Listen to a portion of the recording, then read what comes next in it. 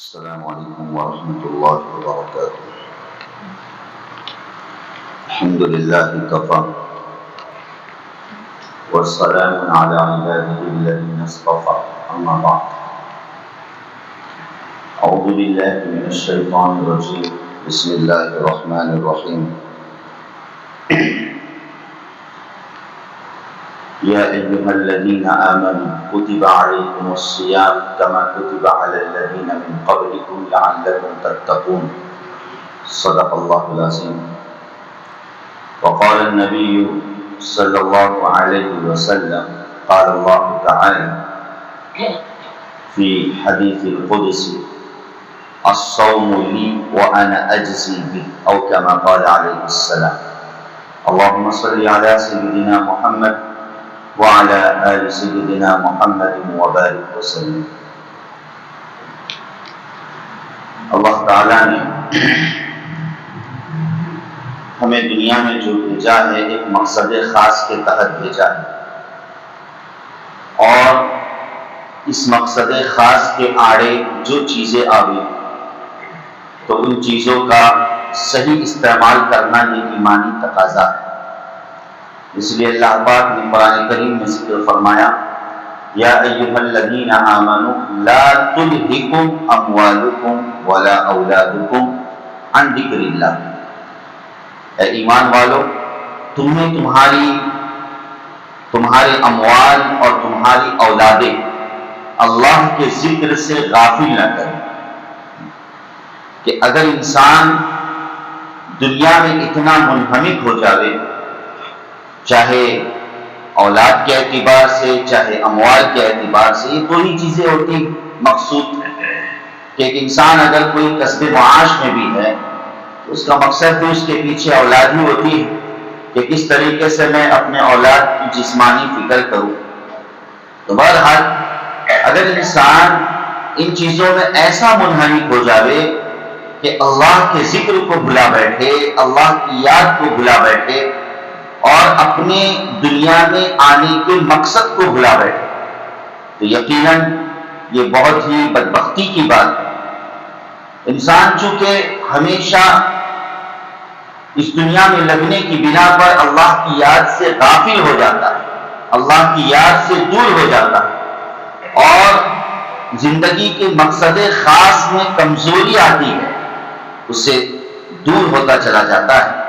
تو اللہ تعالیٰ اپنی طرف سے بسا اوقات کچھ نوازشات یہ فرماتے کہ اللہ تعالیٰ کچھ مواقع دیتے ہیں کہ ان موقعوں پر بندہ مخصوص اعمال اختیار کر کے اور چند اعمال اخلاص کے ساتھ اختیار کر کے اللہ کا قرب اور اللہ کی نزدیکی حاصل کر لے.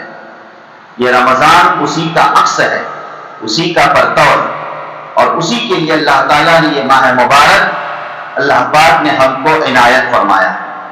جی ہاں، یہ ماہ مبارک رمضان المبارک یہ گزشتہ امتوں کو بھی حاصل تھا، مگر گزشتہ امتوں نے اس رمضان کی قدر نہیں. روایتوں میں یہ بات ملتی ہے کہ حضرت عیسیٰ علیہ السلام کے زمانے میں اور ان کی شریعت میں اسی طریقے سے 30 روزوں کو فرض کیا گیا تھا. کتنے روزوں کو فرض کیا گیا تھا؟ 30 روزوں کو فرض کیا گیا تھا. مگر چونکہ وہ بھی بنی اسرائیل میں داخل ہے، تو اس قوم میں جس طریقے سے رمضان تبدیل ہوتا رہتا ہے موسم کے اعتبار سے، جیسے ابھی ہم دیکھ رہے ہیں کہ بھئی کچھ گرمی کا بھی موسم اسے ملا ہے، کبھی سردی کے موسم میں رمضان آتا ہے، کبھی گرمی کے موسم میں رمضان آتا ہے. تو اس قوم نے یہ کیا، عیسیٰ علیہ السلام کی قوم نے، کہ جس وقت رمضان گرمی کے موسم میں آیا تھا اور گرمی کے موقع میں آیا تھا، تو انہوں نے اس کو اپنی طرف سے تبدیل کر دیا اور یہ طے کر لیا کہ ہم اب رمضان گرمی میں نہیں بلکہ اس کو اور چند مہینے بڑھا کر تاخیر سے رکھیں. تو اس طریقے سے چونکہ انہوں نے رمضان کی تاریخ کو ہی بدل دیا، اس کی تقویم کو ہی بدل دیا، جس کی بنا پر اب اصل رمضان کا مہینہ کب آ رہا تھا وہ کھو چکے. اس کی تقویم کو اور اس کی تاریخ کو کھو چکے تھے دنوں کے اور مہینوں کے تبدیل کرنے کی وجہ سے۔ لہذا انہیں یہ خیال ہوا کہ ہم نے جو کیا وہ غلط کیا ہے، لہذا اس حیثیت سے اب یہ کہ اس غلطی کے پاداش میں اور اس کے انجبار میں انہوں نے مزید اپنی طرف سے 10 روزوں کا اضافہ کیا۔ ان کے جو بڑے تھے انہوں نے یہ فیصلہ کیا کہ اب 30 روزے ہم نہیں رکھیں گے بلکہ 40 روزے رکھیں گے۔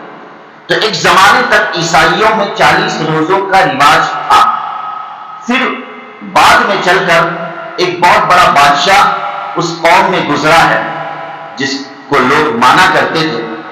جب وہ بیمار ہوا تو اس نے منت مانگی اور نظر مانگی کہ میں اچھا ہو جاؤں گا تو اس 40 روزوں پر مزید 10 روزوں کا اضافہ کرواؤں گا۔ شریعت گویا ان کے جیب کی تھی۔ بہرحال اللہ کا کرنا یہ ہوا کہ وہ اچھا ہو گیا، اور پھر جب اچھا ہو گیا تو اس نے لوگوں میں اعلان کر دیا کہ اب روزے 40 نہیں بلکہ کتنے ہو گئے؟ 50 ہو گئے۔ اور تب سے لے کر اب تک آج بھی کیتھولک مذہب میں عیسائیوں میں ایک تصور اور عقیدہ ہے، اور یہ ان کی عبادت کا طریقہ ہے کہ ان کے مذہب میں مستقل 50 روزے رکھے جاتے ہیں۔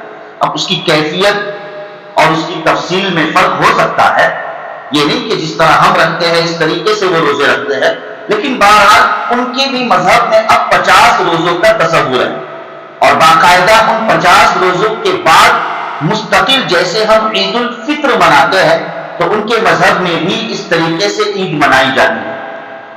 تو بہرحال پچھلی شریعتوں نے رمضان کا احترام نہیں کیا، اس کو اپنے ہاتھوں سے گوا دیا۔ اللہ تعالیٰ نے اس امت محمدیہ صلی اللہ علیہ وسلم کو رمضان عطا فرمایا، اور اللہ کا کرم اور احسان ہے کہ آج تک اور اللہ کرے قیامت تک اس کی حیثیت باقی ہے۔ اس امت نے اس کو تبدیل نہیں کیا۔ اللہ نے اس امت محمدیہ کو رمضان عطا فرمایا صلی اللہ علیہ وسلم، اور مزید برکتوں کے ساتھ عجیب عجیب اللہ تعالیٰ نے اس رمضان کی برکتیں عطا فرمائی۔ کاش کہ ہم اس کو جانیں، صرف روزے کی حد تک نہ رہیں بلکہ رمضان کی فضیلتوں کو اور برکتوں کو جاننے والے بنے۔ عجیب طریقے سے یہ مہینہ آیا کہ روایت میں آتا ہے کہ جب رمضان کا مہینہ شروع ہوتا ہے اللہ تعالیٰ جنت کے 8 دروازوں کو کھول دیتے اور جہنم کے دروازوں کو بند کر دیتے، اور جنت کو مستقل اس رمضان کے لیے سجایا جاتا ہے۔ جنت کو مستقل اس رمضان کے لیے سجایا جاتا ہے، اور افطار کے وقت روایت میں آتا ہے، طبرانی کی روایت اور دیگر روایتوں میں یہ بات موجود ہے کہ ہر افطار کے وقت اللہ تعالیٰ 60,000 وہ گناہگار بندے جن پر جہنم واجب ہو چکی تھی، اللہ پاک ان کے لیے مغفرت کا پروانہ سناتے ہیں ہر دن 60,000۔ اور جو رمضان کا آخری دن ہوتا ہے، آخری دن جو رمضان کا ہوتا ہے، اس دن اللہ تعالیٰ اتنے ہی جہنمیوں کو مغفرت کا اعلان کرتے ہیں جو پورے رمضان میں اللہ نے کیا۔ سوچئے تو صحیح کتنی تعداد ہے، اور یہ ہر رمضان میں اعلان ہوتا ہے۔ اور یاد رکھیے اس اعلان کا مطلب کیا؟ جب اللہ تعالیٰ مغفرت کا اعلان کرے تو اس اعلان میں اب کوئی تبدیلی نہیں ہے، اس اعلان میں اب کوئی بدلاؤ نہیں ہے، بلکہ اس پر جنت واجب ہو چکی ہے۔ ہاں، اتنی فضیلتیں اس رمضان المبارک کی۔ یہی وجہ ہے کہ اللہ پاک نے بڑے عجیب انداز سے اللہ تعالیٰ نے قرآن کریم میں اس کی فرضیت کا اعلان فرمایا۔ کتنی مٹھاس ہے اس اعلان میں، کتنی محبت چھپی ہوئی ہے اس اعلان میں، ہم غور کریں۔ اللہ تعالیٰ اپنے ایمان والے بندوں کو مخاطب کرتے ہیں، اور یہ اللہ کا انداز رہا ہے کہ قرآن کریم میں اللہ نے بیشتر جگہوں پر اس انداز سے اپنے ایمان والے بندوں کو مخاطب کیا۔ یا ایھا الذین آمنوا، اے ایمان والو۔ یقیناً اس لفظ میں، اس خطاب میں کتنی مٹھاس چھپی ہوئی ہے، کتنی مٹھاس چھپی۔ اے وہ میرے بندو جو مجھ پر یقین رکھنے والے ہو، اے میرے وہ بندو کہ جن کا تمہارا اور میرا رشتہ کلمے کا ہے، ایمان کا ہے، یقین کا ہے، اے میرے وہ بندو جو تم جانتے ہو کہ کرنے دھرنے والی ذات میری ہے، میرے سوا دنیا میں ایک پتا بھی ہل نہیں سکتا، اس کا تم یقین اور اقرار کرتے ہو۔ ہاں، یہ خطاب اللہ تعالیٰ نے ایمان والوں کو قرآن کریم میں 88 دفعہ فرمایا ہے۔ کتنی دفعہ فرمایا ہے؟ 88 دفعہ۔ توریت میں اللہ تعالیٰ نے بنی اسرائیل کو صرف بنی اسرائیل کہہ کے ایک دفعہ یاد کیا۔ توریت میں اللہ تعالیٰ نے بنی اسرائیل کو بنی اسرائیل کہہ کے صرف ایک دفعہ یاد کیا۔ جب وہ خطاب آیا اے بنی اسرائیل، اے اسرائیل کی اولادوں، تو وہ اس خطاب پر اتنے خوش ہوئے کہ انہوں نے اپنا نظریہ ہی چینج کر دیا۔ قرآن میں بتلایا ہے نحن ابناء اللہ واحباہ، کہ اللہ ہم سے اتنی محبت کرتے ہیں، اس لیے تو اللہ نے ہم کو مخاطب کیا، لہذا ہم اللہ کے بیٹے ہیں۔ نعوذ باللہ من ذلک۔ نحن ابناء اللہ، ہم اللہ کے بیٹے ہیں، وہ احباہ، اور اس کے چہیتے ہیں، اور کوئی چہیتا نہیں اللہ کا، اور جنت میں صرف ہم ہی داخل ہو۔ انہوں نے نظریہ ہی چینج کر دیا۔ تو اللہ تعالیٰ نے قرآن کریم میں ایمان والوں کو 88 دفعہ اس طریقے سے خطاب کرتے ہوئے کہا اے ایمان والو۔ یقیناً اس میں محبت چھپی ہوئی ہے۔ ایک باپ اپنے بیٹے کو بلائے، نام لے کر بلائے، اور ایک باپ اپنے بیٹے کو اے میرے بیٹے، اے میرے پیارے، دونوں میں فرق ہے کہ نہیں؟ ایک چچا اپنے بھتیجے کو نام لے کر بلائے، لیکن اگر محبت سے اس رشتے کو یاد دلاتے ہوئے کہے کہ اے میرے بھتیجے، تو محبت ہے کہ نہیں؟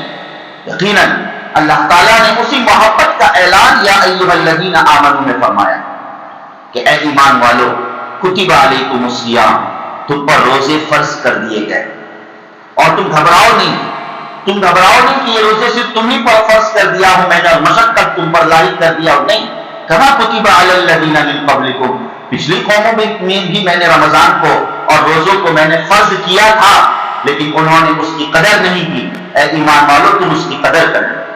اس لیے روایت میں آتا ہے نبی کریم صلی اللہ علیہ وسلم نے فرمایا کہ میری امت برابر خیر پر اور بھلائی پر قائم رہے گی، اور میری امت ہمیشہ عزت پر قائم رہے گی جب تک کہ وہ رمضان کی قدر کرتی رہے۔ اللہ، جس دن میری امت سے رمضان کی قدر ہٹ جائے گی میری امت ذلیل ہو جائے گی۔ میری امت کیا ہو جائے گی؟ ذلیل ہو جائے گی۔ ہمیں چاہیے کہ ہم رمضان کی قدر کریں، روزہ فی نفسی ہی روزہ نہ رکھیں، بلکہ اس روزے کو رمضان سے جوڑیں۔ ہم یہ تصور کریں کہ اللہ نے ایک بہترین تحفہ ہمیں عطا فرمایا ہے، جو پچھلی امت کو اللہ نے عطا نہیں فرمایا، اس کی قدر کریں، اللہ تعالیٰ ہمیں عزت اور عافیت سے اس دنیا میں باقی رکھے، عزت اور عافیت سے۔ اور پھر اللہ نے آگے ذکر فرمایا لعلکم تتقون، کہ اس روزے کا مقصد، ہر عبادت کا ایک اپنا مقصد ہوتا ہے، اس روزے کا مقصد یہ ہے کہ تم تقوی والے بن جاؤ۔ مطلب کیا؟ یہ ایک آسمانی نظام ہے اللہ تعالیٰ کی طرف سے، رمضان روزہ یہ ایک آسمانی نظام ہے اللہ تعالیٰ کی طرف سے، کہ اللہ تعالیٰ اس نظام اور اس سسٹم کے ذریعے سے اللہ تعالیٰ اپنے بندوں کو اپنا ولی بنانا چاہتے ہیں۔ ہاں، یہ اولیاء اللہ اپنا ولی اور اپنا قرب دینے کا ایک آسمانی بہترین سسٹم اور نظام ہے، کہ یہ جو بندہ 11 مہینے اولاد کی فکروں میں اور اسی طریقے سے اموال کی فکروں میں، آیت پڑھی نا میں نے، لا تلہکم اموالکم ولا اولادکم عن ذکر اللہ، کہ 11 مہینوں میں اولاد کی فکروں میں، اموال کی فکروں میں، تجارت کی فکروں میں، دنیا کمانے کی فکروں میں وہ مشغول تھا، منہمک تھا، مجھ سے دور ہو گیا، لیکن میں کیا کروں، مجھ سے رہا نہیں جاتا کہ میرے بندے ہیں، میں تو اپنے بندوں سے بے پناہ محبت کرتا ہوں، میں چاہتا ہوں کہ میرے بندے مجھ سے قریب آئے، میرے بندے مجھ سے قریب آئے۔ میں تو بہانے سے اپنے بندے کو بتلاتا ہوں کہ بندو میں تم سے کتنا قریب ہوں، نحن اقرب الیہ من حبل الورید، کہ تمہاری شہروں سے بھی زیادہ میں قریب ہوں، تم جہاں 2 ہو تو تیسرا میں ہوں، جہاں 3 ہو تو چوتھا میں ہوں۔ یہ اللہ نے قرآن میں الگ الگ انداز سے بندوں کو سمجھایا، لیکن افسوس بندے جب دنیا اپنے اوپر اوڑھ لیتے ہیں، لاد لیتے ہیں، تو اللہ سے دور ہوتے چلے جاتے ہیں، مگر اللہ دور نہیں کرنا چاہتا، اللہ اپنے بندوں کو دور نہیں کرنا چاہتا۔ اس لیے اللہ تعالیٰ نے ایک آسمانی اور روحانی نظام بنایا کہ اے میرے بندو اپنی روحانیت کو مضبوط کر لو اس روزوں کے ذریعے سے. اس روزوں کے ذریعے سے اپنی روحانیت کو، اپنی روحانی طاقت کو مضبوط کر. دونوں فائدے ہیں. روحانی طاقت بھی اس روزے سے تمہیں نصیب ہوگی اور جسمانی طاقت بھی تمہیں اس روزے سے نصیب ہوگی. جی ہاں، انسان کو جو بیماری لاحق ہوتی ہے وہ اکثر و بیشتر دو وجوہات کی بنا پر لاحق ہوتی ہے. یا تو اس کا بھوکا پیاسا کثرت سے بھوکا رہنے کی وجہ سے، اس کو صحیح غذا نہ ملنے کی وجہ سے انسان بیماری کی طرف چلا جاتا ہے، اور یا یہ کہ کھانے پینے میں اور اختیار کرنے میں اور زیادتی اختیار کرنے میں انسان بسا اوقات بیماری کا شکار ہو جاتا ہے. بیماری کا شکار ہو. ان دونوں کے درمیان اللہ تعالیٰ نے ایک روزے کا تصور دلایا کہ اس ایک مہینے میں روزے پر عمل کر لو، تمہارا جسمانی وجود کنٹرول میں آ سکتا ہے. سن 2016 میں ایک بہت بڑا سیمینار ہوا اور اس میں ایک بہت بڑے ڈاکٹر کو، یورپ کے ایک ڈاکٹر کو نوبل پرائز دیا گیا جس نے کینسر کا علاج دریافت کیا. اس نے ریسرچ کیا اور کینسر کا علاج اس نے دریافت کیا، اس ڈاکٹر نے. اور علاج کیا؟ میڈیسن اور دوائی نہیں. علاج کیا؟ فلانی غذائیں نہیں، بلکہ عجیب اس نے اپنا ریسرچ پیش کیا اور اس نے کہا کہ کینسر کا بہترین علاج یہ ہے کہ انسان کم سے کم سال میں 25 سے 30 دن اپنے آپ کو بھوکا رکھے. اللہ اکبر کبیرہ. ایک غیر مسلم ڈاکٹر کہہ رہا ہے کہ انسان سال میں 25 سے 30 دن کم سے کم اپنے آپ کو بھوکا رکھے، یہ کینسر کا بہترین علاج ہے. اور پھر اس نے روزے کی وضاحت کی، مسلمانوں کی وضاحت. یاد رکھیے یہ تو اللہ تعالیٰ کا نظام ہے، چونکہ اس اللہ نے ہمارے جسموں کو بنایا ہے. ڈاکٹر کیا جانے، ڈاکٹر نے تو بعد میں جانا ہے، ڈاکٹر نے تو بعد میں سمجھا ہے. بنانے والی ذات ہمارے وجود کو اللہ ہے. اللہ جانتے ہمارے جسموں کو کب فائدہ پہنچ سکتا ہے، ہمارے جسموں کو کب نقصان پہنچ سکتا ہے.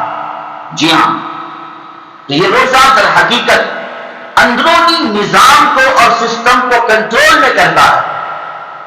انسان کے جو خون کی دوڑ ہے اور خون کی رفتار ہے اس روزے کے ذریعے سے کنٹرول میں آتی ہے، اور نہ جانے کتنی بیماریوں کی شفا کا راز اس روزے میں چھپا ہوا ہے. ہاں، بہت فائدہ ہے. بڑا افسوس کا مقام ہے جو حضرات اس رمضان کی قدر نہیں کرتے، روزوں کی قدر نہیں کرتے اور ایسے ہی روزوں کو گوا دیتے ہیں. دل میں آیا، مڑ میں آیا. ہمارا امت کا ایک طبقہ وہ ہے، وہ نوجوانان ہیں، وہ افراد ہیں جو روزے آج بھی نہیں رکھتے ہیں. انہیں اس کی کوئی قدر نہیں ہوتی ہے. نعوذ باللہ من ذالک. وہ یہ سمجھتے ہیں کہ بھئی کام کاج کی وجہ سے، ضروریات اور مشاغل کی وجہ سے روزہ چھوڑنا جائز. اب سیکھو ان چھوٹے چھوٹے معصوم بچوں سے جو روزے کا چسکا، جو روزوں کی لذت رکھتے ہیں. وہ گھر والوں کو پریشان اس بات پر کرتے ہیں کہ ہم روزہ رکھنا چاہتے ہیں. ہاں، اور پھر دھڑام سے انہیں روزے داروں کی کوئی اہمیت نہیں ہوتی ہے. بیوی گھر میں روزے کی حالت میں ہے مگر اپنے اس شوہر کے لیے اور گھر کے اس فرد کے لیے، چونکہ وہ روزے سے نہیں ہے، اس کے لیے کھانا بنواتی ہے. اور وہ دھڑام سے روزے داروں کی کوئی اہمیت نہیں ہوتی اور روزے داروں کے سامنے کھانا کھاتا. نزہت المجالس میں ایک واقعہ لکھا ہوا ہے. ایک غیر مسلم شخص، آتش پرست جو آگ کی پوجا کرنے والا تھا، اس کو کسی نے خواب میں دیکھا کہ وہ تو جنت کے مزے لوٹ رہا ہے. آتش پرست جنت کے مزے لوٹ رہا ہے. کسی نے کہا کہ بھائی یہ تمہارے ساتھ معاملہ کیسے ہوا؟ تم تو کفر کی حالت میں مرے اور اللہ تعالیٰ کافروں کو جنت میں داخل نہیں کرتے ہیں. اللہ نے یہ عام اعلان فرمایا، اللہ مشرک کو جنت میں داخل نہیں کرتے ہیں. کہا کہ ہاں یقیناً اللہ مشرک کو جنت میں داخل نہیں کرتے ہیں، لیکن میرے ساتھ یہ معاملہ ہوا کہ میں جس بستی میں رہا کرتا تھا، جس ماحول میں رہا کرتا تھا، وہ بستی مسلمانوں کی بستی تھی.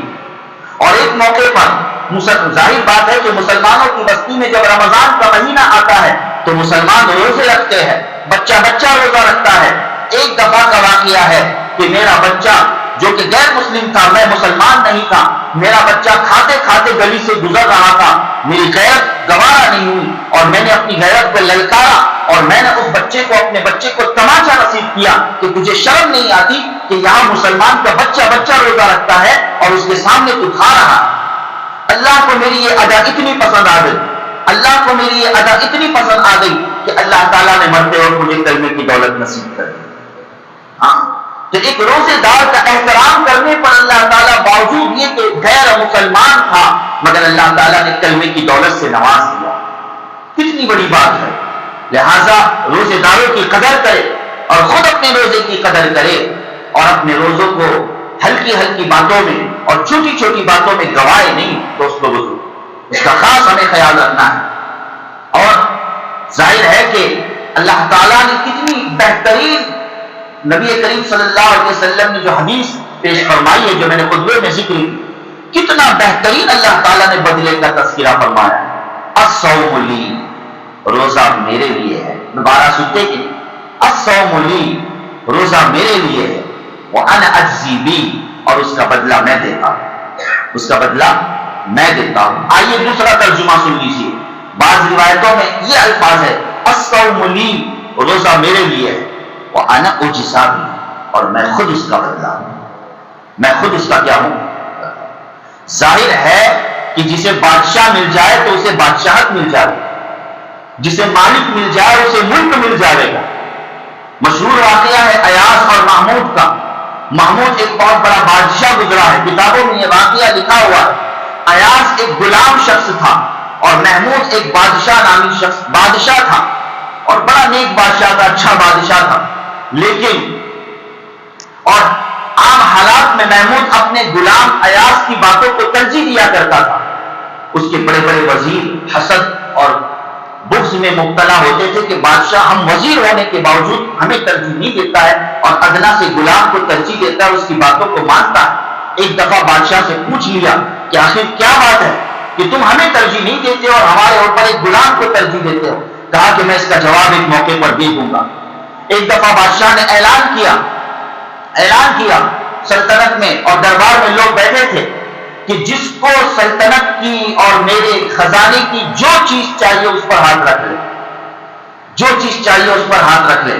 سبوں نے کہا کہ یہ تو سنہرا موقع ہے، اسے ہاتھ سے گنوانا نہیں چاہیے۔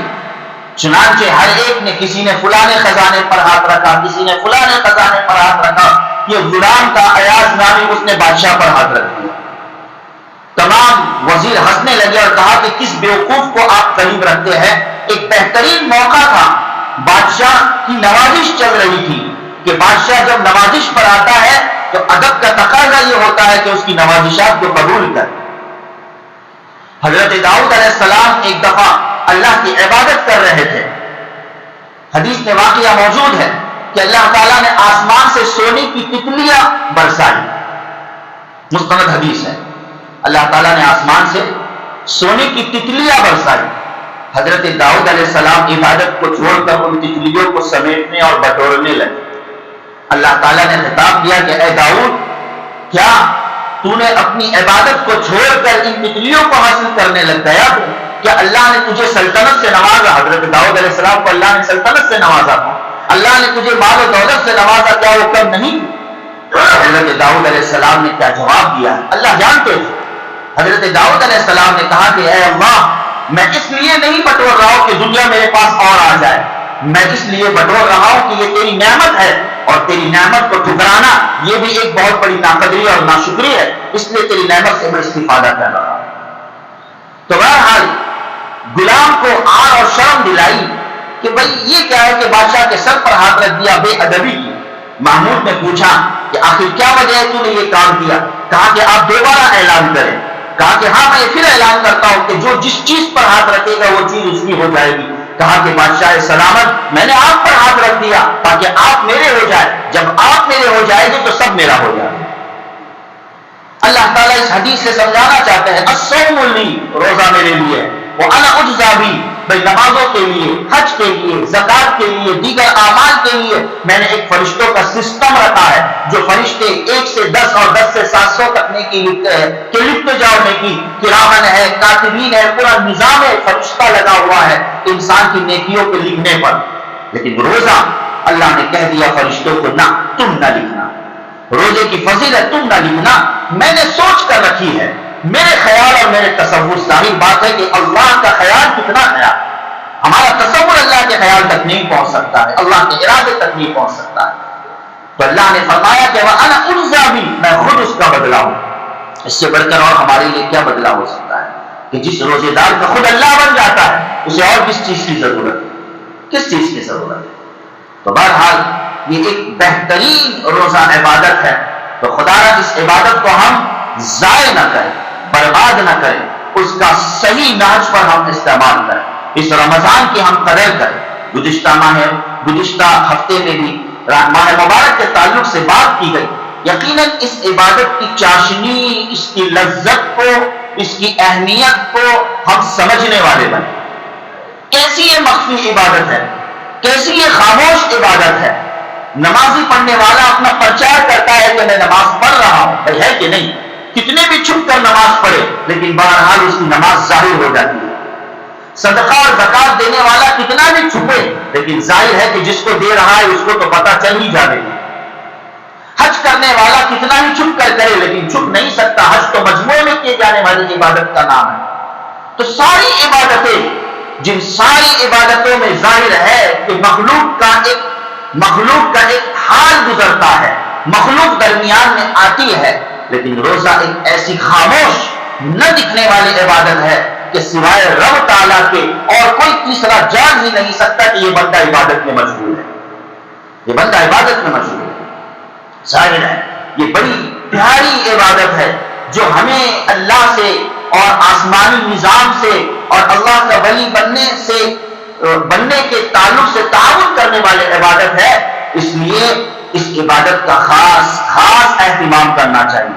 اور میں آگے بڑھ کر کہوں کہ بھائی اپنی اس عبادت کو صرف رمضان کی حد تک نہ رکھیے گا، بلکہ اس عبادت کی پریکٹس ہمیں سال بھر کرنی ہے، ہمیں سال بھر نفلی روزوں کا اہتمام کرنا ہے تاکہ ہمارا شمار روزے داروں میں ہو جائے، اور اللہ تعالیٰ باب الریان سے اللہ تعالیٰ ہمیں اعلان فرمائے کہ وہ کون ہے جو ہمیشہ روزے کی حالت میں رہنے والے بندے ہوتے تھے، جو آئے اس دروازے سے ان کا استقبال کیا جاتا ہے۔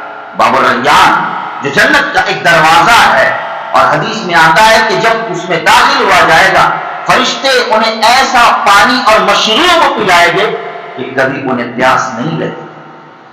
جنت میں پانی پیے گے لیکن پیاس کی وجہ سے، جنت میں مشروب پیے گے لیکن پیاس کے لیے نہیں بلکہ لذت کے لیے۔ جنت میں پیاس نہیں لگے، جنت میں بھوک نہیں لگی۔